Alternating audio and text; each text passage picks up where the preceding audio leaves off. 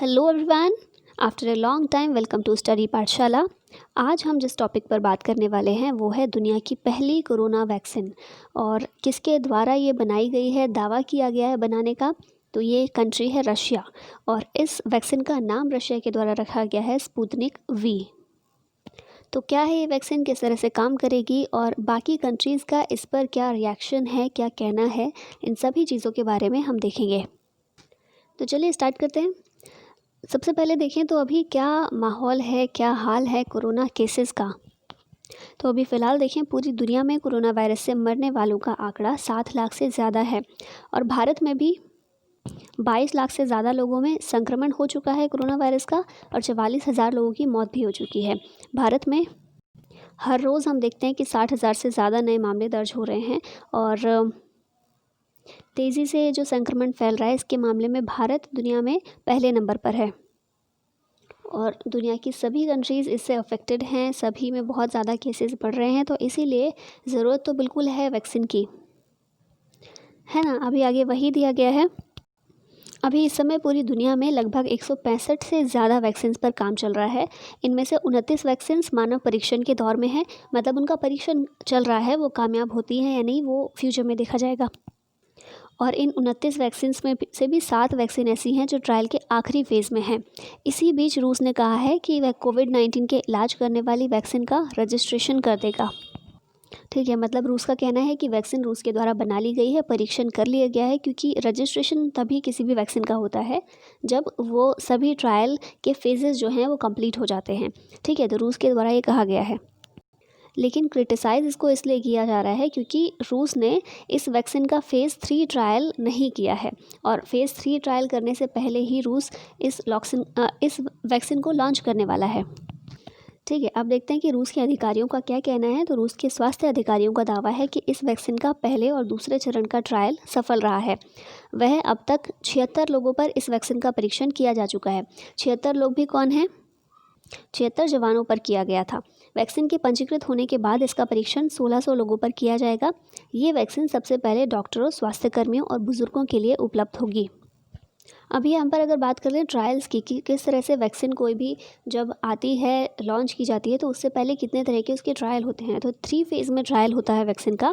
3 phase से पहले भी 2 तरह के ट्रायल होते हैं। पहला ट्रायल होता है वैक्सीन जब तैयार हो जाती है तो जो जानवर होते हैं, जैसे कि चूहा हो गया, बंदर हो गया, इस तरह के जानवरों को लिया जाता है और उनके ऊपर उसका ट्रायल किया जाता है। तो वो जो मानव में परीक्षण किया जाता है उससे पहले का ट्रायल है वो। ठीक है, उसके बाद जब वो परीक्षण सफल होता है, जानवरों पर किया गया परीक्षण सफल होता है, तो मानव के ऊपर परीक्षण किया जाता है और वो परीक्षण होता है 3 फेजेस में। 3 फेज़ में क्या क्या होता है? पहले फेज़ में ये होता है कि 20 से 40 लोग, मतलब एक छोटे समूह के ऊपर वो ट्रायल किया जाता है और उस समूह में सारे लोग वयस्क होते हैं। ठीक है, ऐसे लोग जिन पर ट्रायल करने पर खतरा ना हो। ठीक है, यानी कि बुज़ुर्गों पर या फिर बच्चों पर ट्रायल नहीं किया जाता। फर्स्ट फेज़ में 20 से 40 लोग जो कि वयस्क हो। उसके बाद जो सेकेंड फेज़ आता है उसमें ट्रायल किए जाने वाले लोगों की संख्या बढ़ा दी जाती है, यानी कि 100 से 200 लोगों के ऊपर उस वैक्सीन का ट्रायल किया जाता है और थर्ड फेज़ में फिर हज़ारों लोगों को लिया जाता है। ठीक है, लोगों की संख्या और बढ़ाई जाती है और एक बड़े समूह के बीच उस वैक्सीन का ट्रायल किया जाता है, लेकिन इसमें टाइम बहुत लगता है। इनफैक्ट जो परीक्षण जानवरों पर ही किया जाता है ना सबसे पहले, उसी में कई बार 2 से 4, 6 साल ऐसे लग जाते हैं और फिर जो मानव के ऊपर परीक्षण किया जाता है, फ़ेज़ 1 ट्रायल होता है, फ़ेज़ 2 होता है, इसमें भी 2 से 4 साल और उससे ज़्यादा साल लग जाते हैं।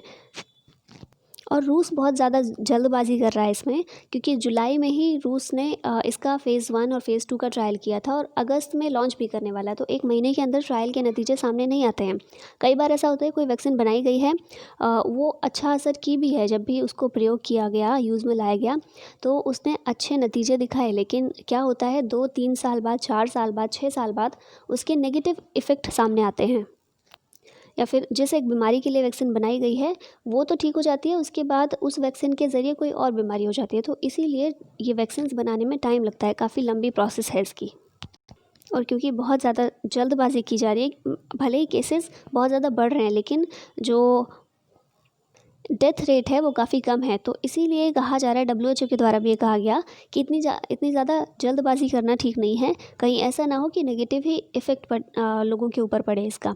आगे देखें तो ये वैक्सीन किस तरह की है, कैसे काम करेगी, इसके बारे में देखें तो ये एक प्रकार की होल वायरस वैक्सीन है। इस तरह की वैक्सीन्स को बनाने के लिए एक कमज़ोर या निष्क्रिय वायरस का प्रयोग किया जाता है। इस तरह की वैक्सीन शरीर में जाने के बाद शरीर की प्रतिरोधक प्रणाली यानी कि इम्यून सिस्टम जो होता है उसको सक्रिय कर देती है। इसका उद्देश्य ये होता है कि शरीर एक बार इस वायरस की पहचान कर ले और इसके खिलाफ प्रतिक्रिया कैसे करनी है इसे याद रखें। और जब इम्यून सिस्टम को ये सब याद हो जाता है तो वायरस से संक्रमित होते ही शरीर उससे लड़ने लगता है। तो वैसे भी ये कहा ही गया है सभी स्वास्थ्य एक्सपर्ट्स जो हैं या फिर डब्ल्यूएचओ के द्वारा भी कि इम्यून सिस्टम जिनका बहुत ज़्यादा अच्छा है, रोगों से लड़ने की क्षमता जिनके शरीर में है, उनके ऊपर ये वायरस कम अफेक्ट करता है, या फिर वायरस होता तो सभी को है पर वो लोग ठीक हो जाते हैं। तो इसीलिए कुछ इसी तरह से इस वैक्सीन को बनाया गया है। अब आगे देखें तो डब्ल्यूएचओ का कहना है कि वैक्सीन बनाने में रूस को जल्दबाजी नहीं करनी चाहिए, रशिया को, क्योंकि इससे लोगों के स्वास्थ्य और उनकी जान को खतरा हो सकता है। बड़े पैमाने पर परीक्षण के बिना किसी वैक्सीन को बाजार में उतारना खतरे से खाली नहीं है। और अगर रूस ने ये वैक्सीन बाजार में उतारी तो सिर्फ रूस ही नहीं बल्कि बाकी कंट्रीज़ भी हैं जो अफेक्टेड हैं इससे। तो रूस अपने जो नागरिक हैं उनकी जान तो खतरे में ऐसे डालेगा ही, साथ में बाकी कंट्रीज़ के नागरिकों की भी, क्योंकि अभी ऐसा देखने को मिला है कि ये वैक्सीन लॉन्च होने से पहले ही 20 से ज़्यादा कंट्रीज़ हैं जिन्होंने ऑर्डर कर दिया है रशिया को वैक्सीन्स के लिए। तो इस तरह हम देख सकते हैं कि ज़रूरत इसकी बहुत ज़्यादा है, और ऐसे में कुछ भी अगर बिना प्रॉपर परीक्षण के कुछ भी अगर लाया गया मार्केट में तो वो खतरा हो सकता है लोगों की जान के लिए। और डब्ल्यूएचओ के मुताबिक रशिया ने जून महीने के बाद से ही उसे वैक्सीन को लेकर कोई डाटा नहीं दिया है, जबकि नियमों के अनुसार रशिया को ऐसा करना चाहिए था। अगर रशिया वैक्सीन बना रहा था और इतनी सफल तरीके से उसका ट्रायल भी हो रहा था तो डेटा डब्ल्यूएचओ के पास पहुंचना चाहिए था, जो कि नहीं दिया गया। अब आगे देखें कि रूस की इतनी जल्दबाजी करने का कारण क्या है। तो एक ही कारण है जो सामने आता है, जो रूस की छवि है उसको फिर से अच्छी बनाना। रशिया के राष्ट्रपति जो हैं व्लादिमीर पुतिन, उनकी छवि एक राष्ट्रवादी नेता की है और वो चाहते हैं कि पूरी दुनिया एक बार फिर से रशिया को सम्मान की नज़रों से देखे। जब रशिया पहले सोवियत संघ हुआ करता था उस समय रशिया की हालत ऐसी थी कि अमेरिका और रशिया दोनों एक दूसरे को टक्कर देते थे। अभी तो हम देखते हैं कि एकमात्र महाशक्ति है हमारे पास अमेरिका, लेकिन रूस उस टाइम पर जब सोवियत संघ हुआ करता था साइंस एंड टेक्नोलॉजी के क्षेत्र में बहुत आगे था। जितने भी स्पेस मिशन हम आज देखते हैं सभी कंट्रीज़ जिसकी होड़ में लगी हैं, वो सबसे पहले रशिया ने ही शुरुआत की थी। हम चांद पर पहले व्यक्ति देखते हैं यूरी गागरिन, वो रशिया के ही थे। तो इस तरह हम देखते हैं हिस्ट्री उठाकर देखें तो सोवियत संघ जो था, सोवियत यूनियन, वो साइंस एंड टेक्नोलॉजी के क्षेत्र में बहुत आगे था। लेकिन धीरे धीरे जब हमने देखा सोवियत संघ का विघटन हो गया 1991 में और फिर उसका उत्तराधिकारी रशिया के रूप में उभर कर सामने आया, तो रशिया की स्थिति पहले जैसी नहीं रही, बहुत ज़्यादा हालत ख़राब हो गई थी, क्योंकि सारी कंट्रीज़ 15 गणराज्यों को मिलाकर सोवियत संघ कहा जाता था ना। तो जब वो 15 गणराज्य अलग अलग हो गए, अलग अलग कंट्रीज़ के रूप में सामने आए, तो एक कंट्री जब बची उसमें से रशिया, तो इतनी ज़्यादा अच्छी हालत में नहीं थी। और विघटन भी इसीलिए हुआ क्योंकि काफ़ी सारी कमियां थी। तो इसीलिए रशिया की आज की हम स्थिति देखते हैं तो बहुत ज़्यादा अच्छी नहीं है जैसी हिस्ट्री में थी। तो इसीलिए अब व्लादिमीर पुतिन चाहते हैं कि वैक्सीन की ये दौड़ जीत कर वो अपने देश को पहले जैसा सम्मान वापस दिलाएं। तो मेनली ये कारण है रूस जो इतनी जल्दबाजी करने में लगा हुआ है वैक्सीन को लॉन्च करने के लिए, क्योंकि ये एक ऐसी चीज़ है, वैक्सीन जो भी कंट्री लॉन्च करेगी ना उसका रुतबा कुछ अलग ही होगा पूरी दुनिया में, उसकी इज़्ज़त, उसका सम्मान कुछ अलग ही होगा, क्योंकि हर एक कंट्री को इसकी बहुत ज़रूरत है। तो इसीलिए रूस इतनी जल्दबाजी कर रहा है। फिर इसके दूसरे साइड को भी देखें तो ये जल्दबाजी रूस कर रहा है, जान को खतरा हो सकता है, लेकिन अगर ऐसा हुआ कि ये वैक्सीन काम कर गई और वैक्सीन ये वाकई में इफ़ेक्टिव रही तो बहुत सारे लोगों की ज़िंदगियां बच जाएंगी। क्योंकि प्रॉब्लम ये है, डब्ल्यूएचओ के द्वारा भी ये कहा गया है कि ये जो कोरोना वायरस है म्यूटेशन हो रहा है इसमें, म्यूटेशन मतलब बदलाव। तो ऐसे में ना कोई भी वैक्सीन अगर बनाई जाती है, अगर ये वैक्सीन काम कर जाती है और लोगों को असर करती है, ठीक हो जाते हैं तो अच्छी बात है। वरना क्या हो रहा है, म्यूटेशन होने की वजह से कोई भी वैक्सीन अगर दी जाएगी तो वो फिर से म्यूटेशन कर लेगा, अपने में बदलाव कर लेगा और फिर उसके लिए एक नई वैक्सीन की ज़रूरत होगी। और ऐसा देखा भी जा रहा है लोगों की जैसे कि जो कोरोना के मरीज़ हैं उनकी मेडिकल हिस्ट्री जिस तरह की है उसके हिसाब से अलग अलग लक्षण दिख रहे हैं। हमने देखा भी कोई एक लक्षण नहीं है जिससे हम पहचान सकें कि हाँ इसको कोरोना वायरस है या संक्रमित किया है वायरस ने।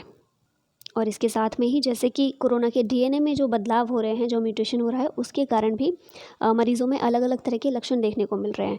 तो इसीलिए इसको जल्दी ही बेहतर तरीके से कंट्रोल कर लिया जाए तो ज़्यादा अच्छा होगा। और बाकी ये तो आगे देखना होगा कि जो स्पुतनिक वी जो वैक्सीन रशिया के द्वारा लॉन्च की जाने वाली है ये किस तरह से काम करती है। क्रिटिसाइज़ इसको भर भर के किया गया है, अमेरिका के द्वारा तो बिल्कुल किया ही गया है, WHO के द्वारा भी, बाकी कंट्रीज़ के द्वारा भी किया गया है, लेकिन रशिया ने इन सभी क्रिटिसिज्म को नकार दिया है। उसने कहा है कि ऐसा कुछ भी नहीं है जैसा कहा जा रहा है, ये काफ़ी इफ़ेक्टिव रहने वाली है। और ऐसा बाकी कंट्रीज़ भी होप की नज़रों से देख रही हैं इसे। तो देखना होगा आगे क्या होता है। अगर ये काम कर जाए तो अच्छा है, लेकिन प्रॉपर इंस्ट्रक्शंस के साथ ही इसको लॉन्च भी करना चाहिए ताकि लोगों के जान के साथ कुछ खिलवाड़ ना हो या उन्हें रिस्क में ना डाला जाए। तो ये था हमारा आज का टॉपिक। आई होप आपको सारी चीज़ें अच्छे से क्लियर